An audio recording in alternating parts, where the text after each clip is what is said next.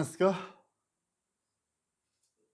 со Божја помош ќе завршиме и 18-та глава од Евангелието според Јован, значи полека одиме кон крајот. Меѓутоа како и да е, си велам дека до крајот на годинава ќе завршиме со Евангелието според Јован. Сега кога продолжуваме со 18-та глава од Евангелието според Јован, да кажеме што видовме претходно. Значи претходно го видовме сослушувањето кај верските водачи, а минатиот пат видовме почетокот на сослушувањето кај Пилат. Тоест, кога Пилат ги прашува јудејските водачи какво обвинение поднесувате против човеков. Матеј и Марко ни кажуваат дека при тоа судење, како што спомнавме, имало многу лажни сведоци, но покрај Матеј и Марко, кои нагласуваат дека обвинението е лажно, Лука ни нагласува дека Синедрионот го обвинува Исус за 3 работи. Прво, дека ги побунува народите, го побунува народот. Второ, дека забранува да се плаќа данок. И трето, дека за себе тврди дека е јудејски цар. Значи, ова го изнесуваат пред Пилат. Јован, кој ова Евангелие го пишува малку покасно од овие 3 Евангелија, и може би тоа е причината, пишува само кратко. И вели, ако овој беше злодеец, немаше да ти го предадеме. Значи, само тоа евреите запишано е дека му велат на Пилат. И интересно е тоа што верските водачи гледаме од сите 4 Евангелија дека никаде не го спомнуваат она главно обвинение за кое го обвинија Исус во Синедрионот. А тоа кое беше? Го хули Бога. И според кое обвинение? Според Мојсевиот закон, Исус требаш да биде каменуван, убиен. И тие тоа го направија со причина, бидејќи знаеа дека Пилат и Рим не ги интересираат нивните теолошки препирки, нивните теолошки расправи и обвиненија. А Пилат многу добро знаеше дека Исус го предадоја од завист. И Пилат 3 пати им кажува, јас не наоѓам никаква вина во него. Минатиот пат исто така нагласивме за она без што не може да се разбере Евангелието. Дека Исус беше и остана невин и праведен. А сепак беше лажно оптужен, понижен и распнат. И зошто се тоа? За тој праведен да не оправда нас неправедните. И тоа е Евангелието. Тој кој е невин за нас, што сме виновни, пострада, го понесе сиот грех, за нас да не биде простен. Да му најде макар само една и најмала грешка, Евангелието ќе беше невалидно. Само една единствена грешка, ако најде, Евангелието ќе паднеше сето во вода. И откако му го предадоја на Пилат, Пилат започнува разговор со Исус. И тоа ни е точно денешниот текст од 33 до 40 стих од 18 глава. Ама за да бидеме во контекст, ќе прочитаме од 28 до 40 стих. Евангелие според Јован, 18 глава, од 28 до 40 стих. Тогаш го одведоа Исуса од Кајафа во преторијата, а беше утро и тие не влегоа во преторијата, за да не се осквернат, туку да можат да ја јадат паската. Затоа Пилат излезе пред нив и рече, какво обвинение поднесувате против човекот? Во одговор му рекоа, ако овој не беше злодеец, немаше да ти го предадеме. А Пилат им рече, земете го и судете му според вашиот закон. Јудејците му рекоа, нам не ни е дозволено да убиеме некого, за да се исполни Исусовиот збор, со кого навести со каква смрт ќе умре.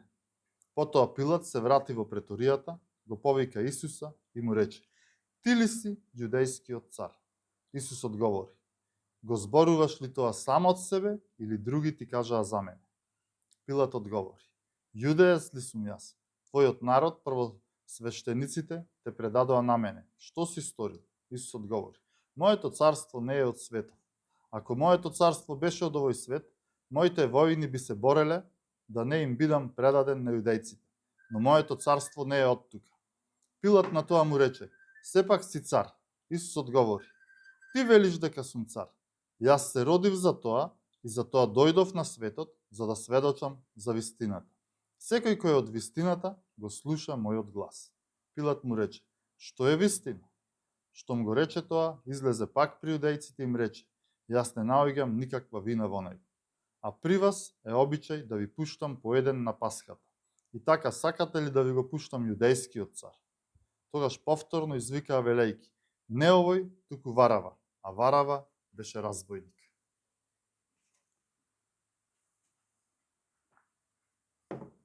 Денешната наша прва точка, ако имаме 3, или денешното прво прашање е упатено лично од Пилат кон Господ Исус. Ти ли си јудејскиот цар? Ако теолошките расправи не го интересирале Рим, ово обвинение сепак предизвикува интерес, останува забележано, затоа што е од политички карактер. Ти ли си јудејскиот цар?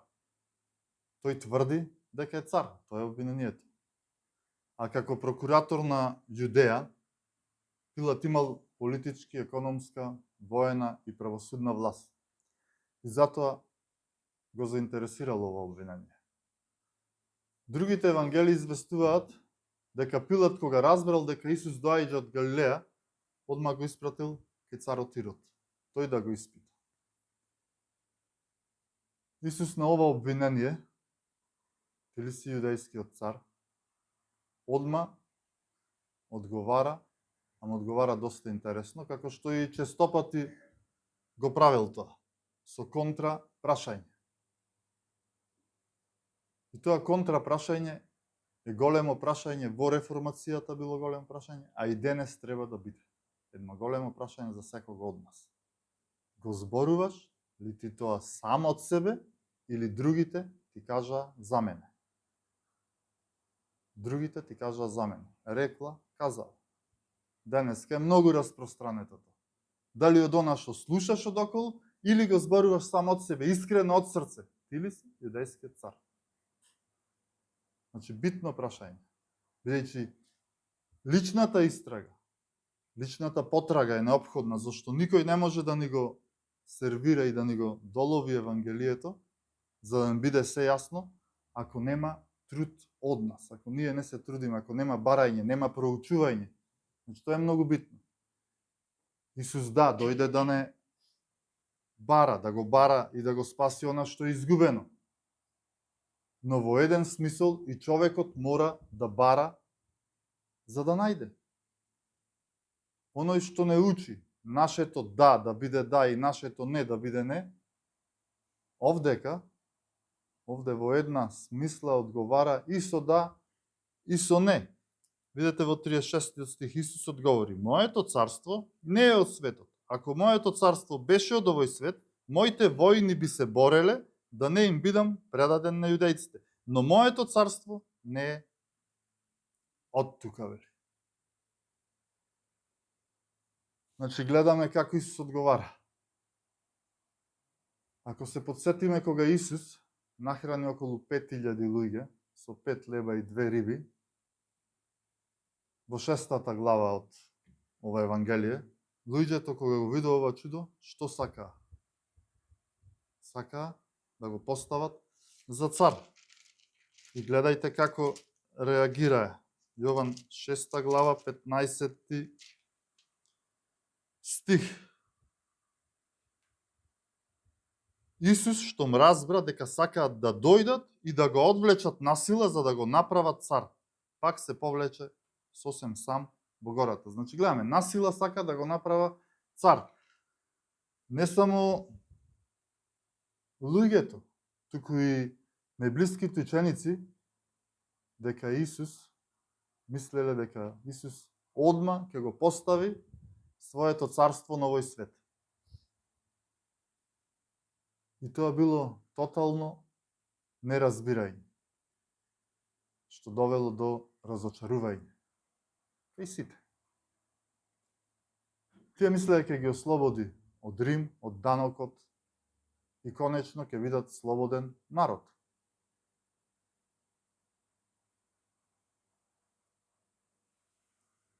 Дури ако погледнеме мајката на Завеедевите синови, тоа се Јован и Јаков, пајга пред Исус, и што го молеше? Кога ќе го воспоставиш царството, твоето царство, едниот од моите синови да биде оддесно, другиот одлево од тебе. Тоа е лажна понизност. Зошто падна? За да моли. Непотизам имало и тогаш, не само сега. Уште на самиот почеток гледаме непотизам. Бил присутен. Ама Исус што вели? Не знаете што барате. Моето царство не е од овој свет. До самиот крај, сите апостоли се надавале дека тој одма и тогаш ќе го воспостави царство. Дека тој ќе биде цар, а тие ќе добијат некоја функција, да речеме, како министри. И тоа е во човекот. Секој човек длабоко во срцето го има тоа, тој интерес. Понизност од интерес. Дури после воскреснувањето на Исус, пред да се вознесе на небо, апостолите што го прашуваат? Еве сега ќе прочитаме Дела 1:6. А собраните го прашаа со овие зборови: Господи, сега ли ќе го восстановиш Израелевото царство? Сега ли ќе го восстановиш Израелевото царство? Значи тие се уште се надеваат дека Исус е ослободител, дека е револуционер, дека тој е Месија, ама по нивна мерка. Онака како што тие си толкува и онака како што тие сакаат, да бидат ослободени од римјаните. Значи ништо не разбрале. Бидејќи биле премногу вкоренети во оваа минлива земја. И затоа не разбрале. На учениците во тоа време им било скриено времето на црквата. Овие 2000 и нешто години. И натаму. Времето кога апостолите и оние што го прифатиле Христа и Христовата и апостолската наука ќе го проповедаат Христовото Евангелие на сите народи, на секој јазик. И тоа нив не му било откриено. И ова е многу важно сега што ќе го кажам. Да се ограничува Евангелието на една национална, на расна, на географска, на политичка и било која основа, не само што го ослабува Евангелието, туку доаѓа и до губење на Евангелието, бидејќи се ограничува. Ако се поврзе Евангелието со една нација и со време, се губи Евангелието. Зошто? Па затоа што тоа е вечно. Тогаш се губи Евангелието. Моето царство не е од овој свет. Апостолите не разбрале дека пред тоа царство доаѓа времето на црквата, спасување на сите народи. Тоа не го разбрале. Тие биле ограничени во нивното време, во сегашноста. Сега ќе го воспоставиш царството Израелево. Значи, на едно време, на една нација. Не гледале подалеку од себе воопшто. Тоа е национализам. Национализмот е голема препрека за Евангелието. Патриотизмот е во ред, да се сака својата татковина, да се сака својот народ, да. Ама не да се истакнува тој народ на другите народи. Тоа е национализам. Ама линијата е многу танка и често се преминува од една на друга страна. Помеѓу национализам и патриотизам. Ти ли си јудејскиот цар? И интересно е што после Исусовиот одговор, Пилат секој пат кога зборува за Исус, како му се обраќа? Со јудејски цар, цар јудејски. Еве 18:39. А при вас се обичај да ви пуштам по еден на Пасхата. И така сакате ли да ви го пуштам? Јудејскиот цар во 19 глава, 14 стих. А беше ден на подготовка за Пасха, околу 6 час. И им рече на јудејците: еве го вашиот цар. Во 15 стих Пилат им рече: да го распнам ли вашиот цар? Значи Пилат му се обраќа со цар веќе на Исус. А сега, дали ова иронија, дали иронично го исмева Исус, вашиот цар, или Пилат навистина така мисли? Видете, Пилат инсистирал на крстот, според римскиот обичај, да има надпис и да биде напишано Исус Назареец, јудејски цар. Го инсистирал тоа. Ќе видиме 20-22 стих од 19 глава. Надписот го прочитаа мнозина јудејци, зашто местото каде беше распнат Исус беше близу до градот, а беше напишано на еврејски, латински и грчки. Тогаш јудејските главни свештеници му рекоа на Пилата: не пишувај јудејски цар, туку дека тој рекол јудејски цар сум. И тука е разликата. Не пишувај дека јудејски цар, тој рекол јудејски цар сум. Тука се тие разлики. Црквата не е Израел, а Израел не е црквата. Многу луѓе денеска го мешаат тоа. Значи црквата не е Израел. Црквата е сите верници. Универзална е. А и само Израел не е црквата. Тоа треба добро да го разбере. Сега одиме на нашето второ прашање, тоест нашата втора точка, и повторно е, како што кажав, прашање упатено од Пилат кон Господ Исус Христос. Што е вистина?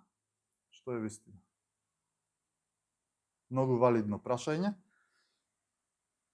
И еве што ни е запишано, 37-38 стих. Пилат на тоа му рече: сепак си цар. Исус одговори: ти велиш дека сум цар.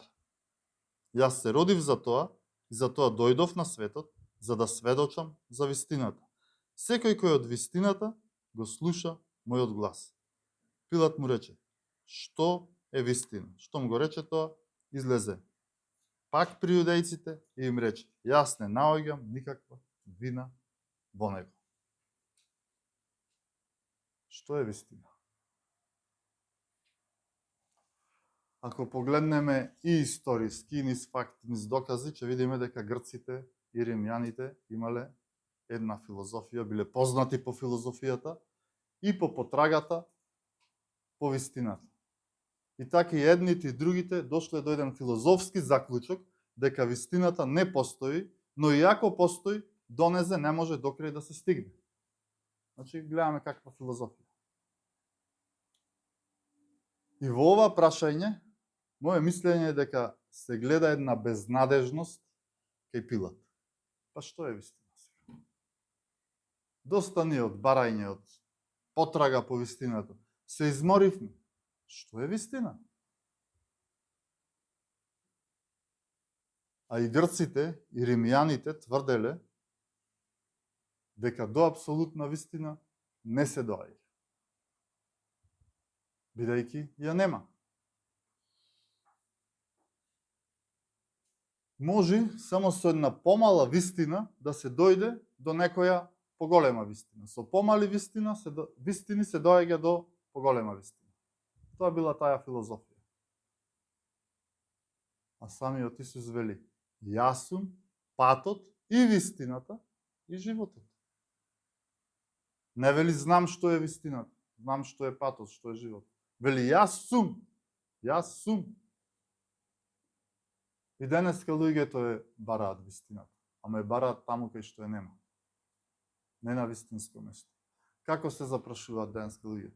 Кој сум? Зошто живеам? Која е смислата на мојот живот? А има ли смисла да се бара нешто што го нема? Гледаме доста безсмислени барања на вистината. Имаме религиски, економски, општествени барања на вистината, психолошки барања.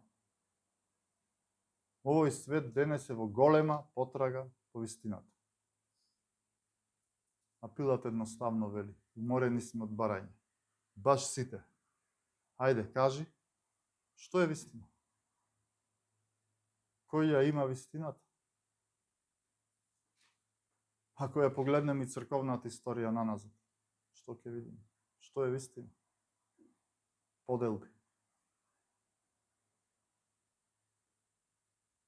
Само внимавајте на ова сега што го зборувам, дека не зборувам за мојата вистина, за твојата вистина. Јас зборувам за Божјата вистина, за она што го кажува Светото Писмо. Не нашата вистина. Она апсолутна Божја вистина. Денеска како се бара вистината? Па денеска мора да се толерира, ама баш се. Љубовта е толеранција. Вистината е толеранција. Се толерира и затоа тоа е диктатура на релативизмот. Се е релативно. Се е вистина. Сите вистини мали, па идиме до поголемо, значи гледаме ништо ново нема, се исто како што било и порано. Баш се толерира. И сега што е вистина? Гледаме дека ова е еден постмодернизам во првиот век. Што е вистина? Ништо ново под сонцето, како што вели Соломон. Луѓето биле, а и денес се изморени од барање. И сега, ние одовде сме собрали околу малку луѓе, ќе му кажеме дека ја имаме вистината. Малку смешно би било тоа. Па вие ја имате вистината. И така и многу пати ни рекли. Ама, дали ја имаме? Дали ја знаеме вистината? Или пак не? Тоа е битно прашање за нас. Дали ја имаме или ја немаме вистината? Ние, како верници, треба да знаеме, за разлика од Пилат, Бог, таткото, е вистина. Повторени закони 32:24 вели Бог е вистина. Самиот Исус Христос тврди за себе, не дека ја знае вистината, како други учители што велат, туку јас сум, вели, вистината. Јас сум патот и вистината и животот. Покасно пред разделбата со учениците, Исус зборувајќи за Светиот Дух, што тврди? Јован 15:26. А кога ќе дојде утешителот, кого јас ќе ви го испратам од таткото, Духот на вистината. Значи Исус тврди, Светиот Дух е вистина. Во големо свештеничката молитва, што ја работевме пред еден месец. Јован 17 глава. Исус моли за единство на верниците, кое доаѓа од тој троедин Бог, кој се темели на вистината, а се манифестира со што? Со одвојување од светот. Исус моли вака: освети ги во својата вистина, твоето слово е вистина. Јован 17:17. Значи, таткото, синот, Светиот Дух и Светото Писмо е вистина. Ако ние го имаме тоа во нас, ја имаме вистината. Ја познаваме вистината. И какво е тоа олеснување за нас? И тоа е олеснување, брајки и сестри. Зошто? Па барањето, потрагата е завршена. А зошто е завршено? Па бидејќи тој не пронајде. Тој не пронајде. Тој не привлече, тој не освети. Тој не спаси. Тој ни се објави. Сега ова може би на некој му изгледа чудно, забегано, но според Писмото така е. Вистината е во нас и таа не привлече. Потрагата е завршена. Знаеме дека секое барање, секоја потрага може да биде многу нервозно, многу стресно. па има барања, па променувања, заменувања, компромиси. Тоа се случува денес. Луѓето денес се спремни да сменат, ама буквално се, само да ја бидат тие во право за нивната вистина. Ќе сменат се, ама не своето срце. Дури и полот ќе сменат денес. Ќе сменат и црквата. И Библијата ќе менуваат, ќе прилагодуваат на нивни начин, како нив им одговара. Што реков, и полот го менуваат, ама срцето не. А Бог што бара? Срцето, искрено срце, изли го своето срце пред мене. Скрушено, искрено и чисто срце. Бог го бара срцето. Тоа е Евангелие. Срцето дај го. Гледате во кои времиња живееме. Целосен релативизм. Луѓето не знаат дури ни дали се машко или женско денеска. Што е вистина? Денес тоа е диктатура. Диктатура од пропаганди, од релативизам. Но фала му на Бог што ние ја знаеме разликата помеѓу вистината и толкувањето на вистината. Значи, знаеме што е вистина, а што е толкување на вистината. Ако вистината е во нас, ако сме наново родени од вистината. Бидејќи тоа не е исто. Фала му на Бог што ние знаеме разликата помеѓу вистината и мислењето. Едно е вистина, друго е јас мислам, да кажам. Да знаеме разликата помеѓу вистината и традицијата. Едно е вистина, а друго е, ама така праја дедовците и прадедовците.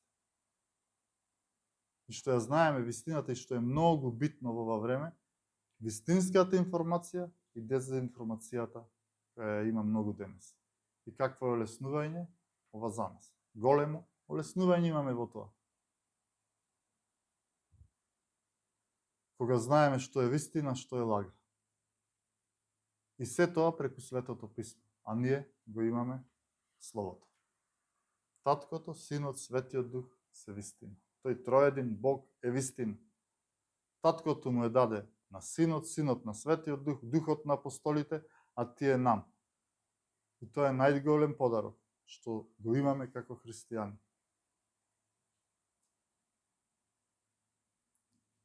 И од ова можеме да заклучиме дека Бог е вистина. И дека Бог со вистина ги привлекува луѓето кон себе. И тоа е малку интересно. Не со љубов. Што и да значи тоа? Вистината ги привлекува луѓето кон Бог. Бог луѓето кон себе, значи ги привлекува со вистина. Бидејќи вистината е најголема емоција, најголема случка. Духовната емоција е најголема и најдлабока. И таа емоција е вистина. Таа емоција е вистина. Тој не наново раѓа, не спасува со вистина. Секој што е пријател на вистината, го слуша мојот глас. Значи, привлечени сме со вистината. Тој не наново роди со словото на вистината. И затоа оние што таткото му ги подари на синот, тие се пријатели на вистината, тие ја слушаат вистината, ја избираат вистината и се гладни за вистината. И сега како ќе го препознаеме братот или сестрата? Значи тој е пријател на вистината и тој е гладен за вистината. Нема лага во него. Бидејќи лагата има друг татко.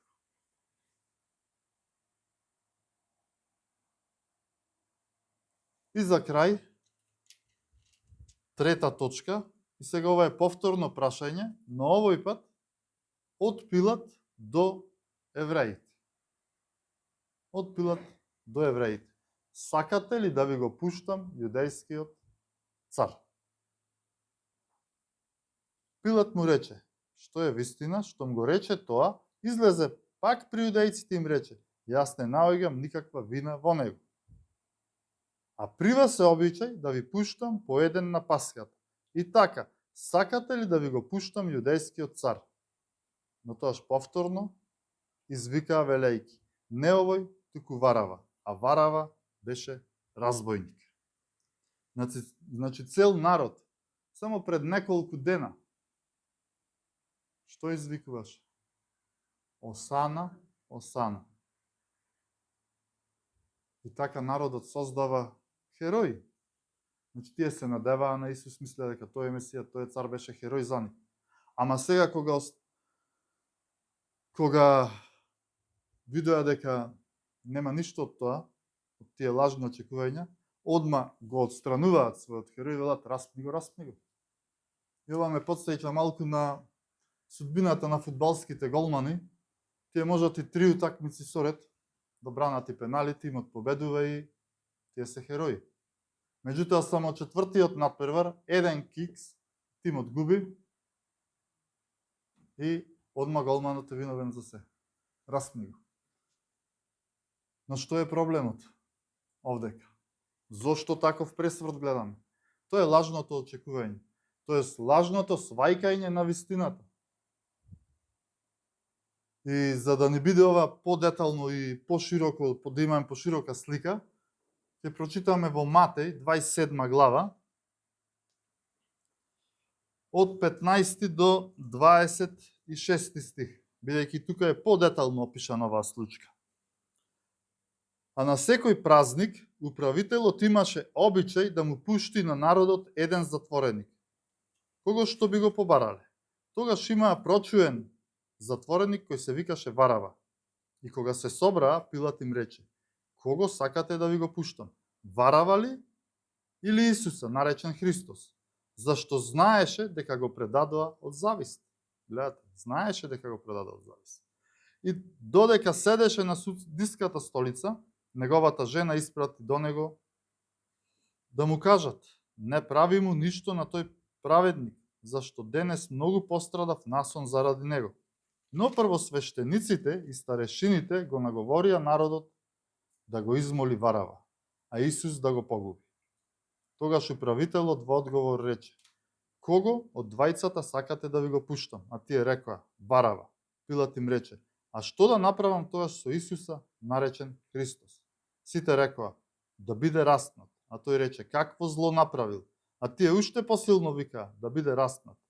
А Пилат, штом виде дека ништо не помага, туку викотницата станува се поголема, зеде вода и ги изми рацете пред народот и рече: невин сум за крвта на овој праведник.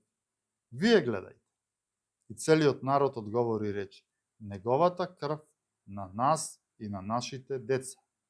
Тогаш им го пушти Варава, а Исуса го бичува и го предаде да го распнат. Пилат добро го знаеше правото и не најду вина во овој човек, вели, и сака да го ослободи Исус. И сега го бира кого?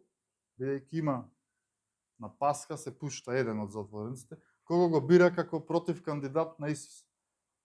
Го бира Варава, еден кој бил најозлогласен бунтовник и разбойник. И Пилат ова го прави мислејќи, ова е најлош злосторник, ќе се одлучат за Исус и ќе биде пуштен. Но тие се одлучија спротивно за Варава.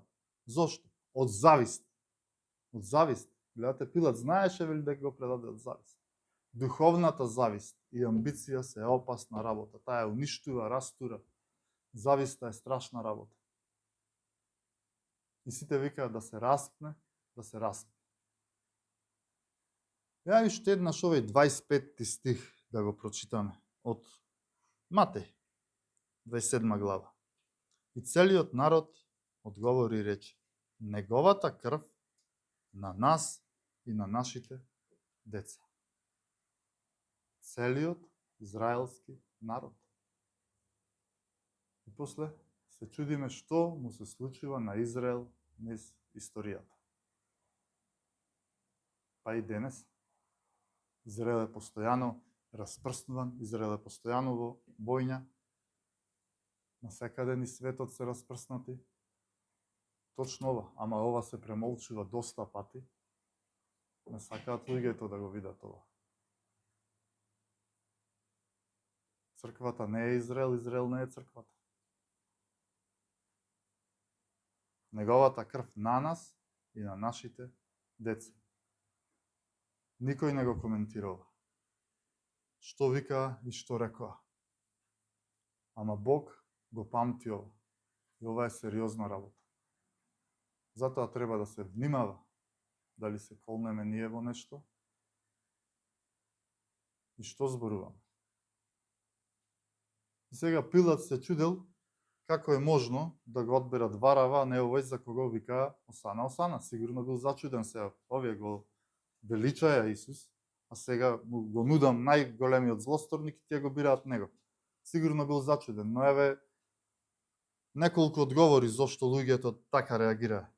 Прво, луѓето се разочарале, бидејќи Исус изгуби, беше уапсен и затворен. А тие очекувале, ама го апсија. Шо велат учениците на патот за Емаус? Па ние се надевавме. Значи тие се надеваја. Ама имаја лажни надевања, лажни очекувања. Не ги ослободи од римјаните, тие тоа го чекаа. И видете кога се случува ова. Ова се случува на празникот Пасха, најголемиот верски празник во тоа време. И точно и денес, ако погледнеме на тие верски празници, национализмот е на највисоко ниво. И кај нас се случува тоа. Национализам и религија. Втор одговор, зошто би било ова? Бидејќи луѓето беа под влијание на внатрешната пропаганда. Значи свештениците и старешините ги наговараја да го расни го да ви Варава измолете го. Значи гледаме колку е битна таа пропаганда.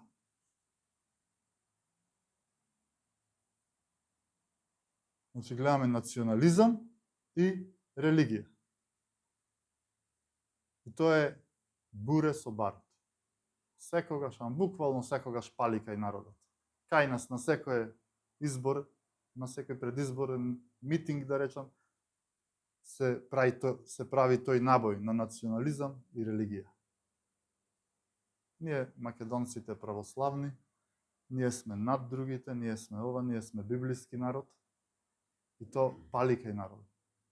И тогаш, оној кој беше невин, точно со овој национализам и религија, заедно беше распнат. Го пуштија Варава, а го распнаја Месијата. Израел, Божиот народ, го распна Исус.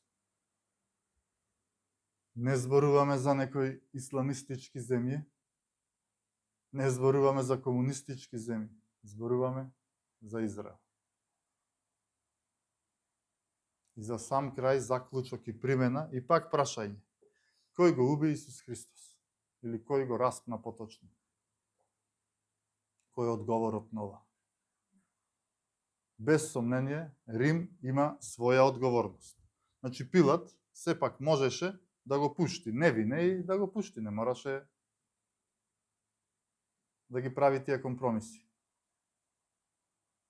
Ама Пилат ги изми рацете пред римскиот закон, ама не и пред Божиот закон. Значи Рим е крив. Ама оној што го продаде, што го предаде, има поголем греф. А тоа се евреите. Римјаните се криви, тие беа екзекутори, ама оние што го предадоа имаат поголем греф, тоа се еврејските водачи, Синедрионот. Значи, Рим има удел, евреите имаат удел. Но се тоа е дел од Божиот план што оди понатаму. Првата црква јасно разбрала дека евреите го распнале. Петар во Дела апостолски, 2 глава, гледајте што ни вели. Дела апостолски, 2 глава, 22 до 24 стих. Мажи Израелци, чујте ги овие зборови.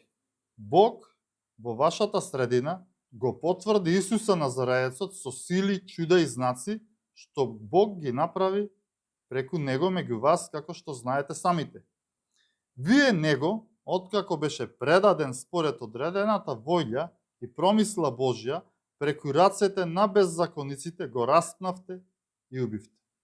Но Бог го ослободи од смртните болки и го подигна, зашто не беше можно смртта да го задржи. Значи Рим има свој дел, израелците свој дел, но Божиот дел е најголем. Бог го распна. Бог го распна. Што вели 23 стих овдека од Дела, 2 глава? Според одредената воља, вели, и промисла Божја. Според одредената воља и промисла Божја. И тоа е тој најголем удел на Божиот план. Божиот план кој оди понатаму, а тоа е спасување на човекот. Но важно е и да разбереме дека Исус од послушност кон таткото и од љубов кон човекот, тоа е љубов, не лицемерна љубов, вистинска љубов, искрена љубов, од љубов кон тебе и кон мене, сам себе си се предаде. Кого го барате? Јас сум, излезе пред сите. Јас сум, застана пред сите. Значи, гледате колку не љуби. Тоа е таа најдлабока емоција. Тоа е таа вистина. Љубов во вистина. Тоа е таа љубов. Толку многу не љуби. Видете на крстот, раснат, а колку не љуби.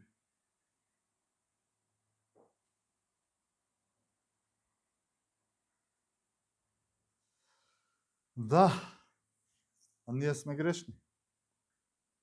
А тој не љуби. Значи, римјаните, израелците и мојот грев го распна Исус. Но дали ние можеме да го признаеме и да го исповедаме својот грев длабоко во срцето?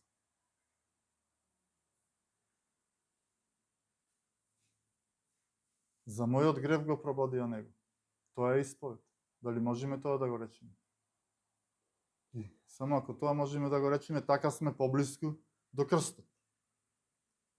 Едно многу актуелно прашање. Кој денес одново на ист начин го распнува Христа? Ние живееме во едно време на големо отпаѓање од Христос и од верата, не од спасението. Спасението не може, од спасението не може да се отпадне. Дали ќе најде вера?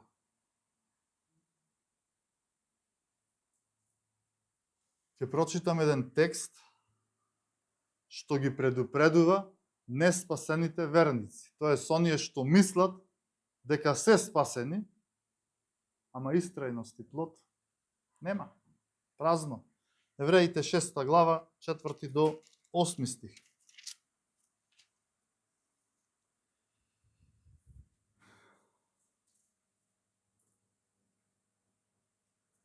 Гледајте што вели таму.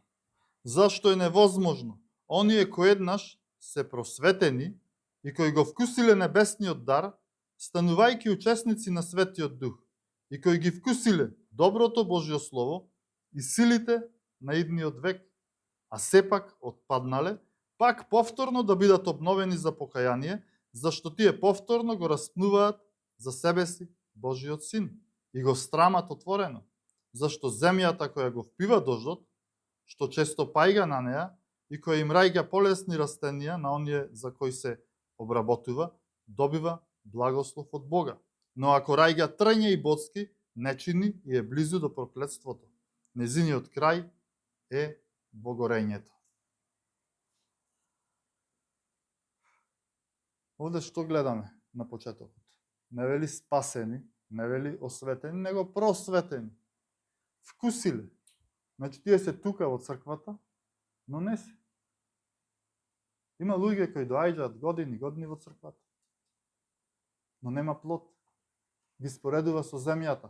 Дождот е за сите. Словото го имаат сите, слушаат сите. Но едни даваат плод и тие имаат благослов. Ама другите боцки и трење, тие се загорења. Значи не биле наново родени, не биле спасени, а тука се во црквата мислат дека се спасени, дека се наново родени. Нема плод, нема истрајност. Значи ова е тоа што ги предупредува. Во црквата се, но уште се со стариот живот, ги влече светот, не се одвоени од светот. Освети ги со вистина, твоето слово е вистина. Да бидат едно, ама одвоени од светот. Значи живеат во стариот грев. И тие повторно го распнуваат Исус. Брајки и сестри, жално е, ама црквата може да биде и е за некои луѓе чекална за пеколот. Нивниот крај е во горењето, во огнот. Нема плод, нема ништо, празно. Нема глад за вистината. Празно.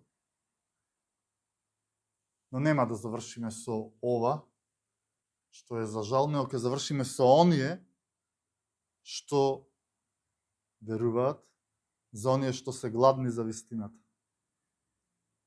За оние кои се верни и се пријатели на вистината. Ќе продолжиме понатаму со истиот текст, Евреите 6 глава од 9 до 12 стих. А за вас, возлюбени наши, иако зборуваме вака, сме уверени за подоброто, кое го придружува спасението. Зашто Бог не е неправеден, па да ги заборави вашето дело и љубовта што ја покажавте кон Неговото име, откако им послуживте и им служите на светите. Но ние сакаме секој од вас докрај да ја покаже истата ревност, за да се исполни надежта наполно.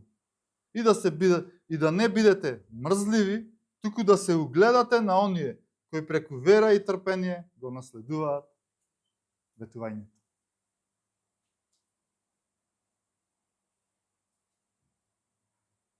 Значи Бог е праведен и секогаш гледа на оние кои служат, кои му служат на неговите свети.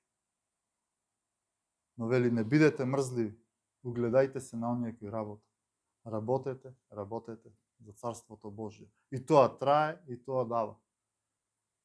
Плодоносни, исполнети со живот во полнота. Исполнети со Исуса Христа, трагачи на Бога, трагачи на вистината. Е такви да бидеме, брајки и сестри. Да се молиме.